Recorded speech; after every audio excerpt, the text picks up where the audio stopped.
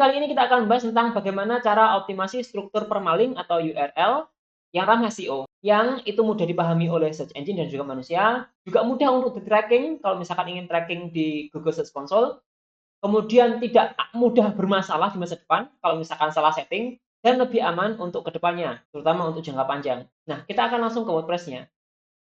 Kita sudah ada di WordPress-nya. Untuk bisa mengakses permalink, kita bisa menuju ke pengaturan, kemudian di sana ada menu permalink. Silakan klik permalink.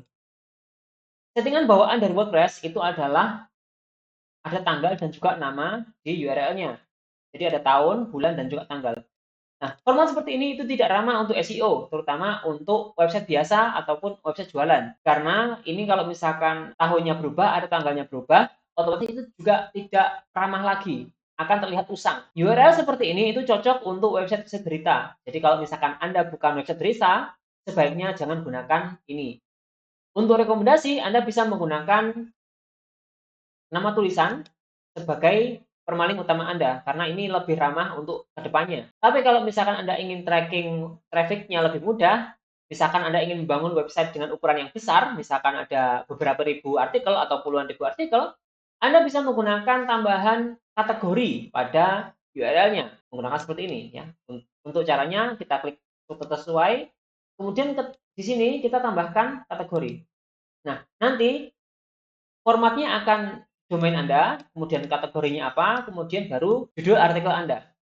Namun ini juga harus hati-hati ya, karena kalau misalkan Anda salah, ini bisa mengakibatkan masalah yang banyak di belakangnya. Misalkan, kalau misalkan Anda lupa untuk memberikan kategori pada artikel tersebut, nanti artikelnya akan ada uncategorized ya, seperti defaultnya. Nah, kita simpan terlebih dahulu untuk melihat bagaimana masalah yang akan terjadi. Nah, contohnya seperti apa? Nah, ini adalah contoh URL kalau misalkan kita lupa ngasih kategori pada website tersebut. Jadi ada kata uncategorized di URL-nya. Seperti ini. Nah, ini ada uncategorized, terus kemudian ada judul artikelnya. Nah, ini jadi nggak bagus ya. Jadi bisa mungkin untuk hati-hati kalau misalkan menggunakan kategori sebelum nama tulisan. Jadi kalau saya sendiri itu menyarankan agar Anda menggunakan nama tulisan yang ini itu sebagai struktur permalink utama Anda.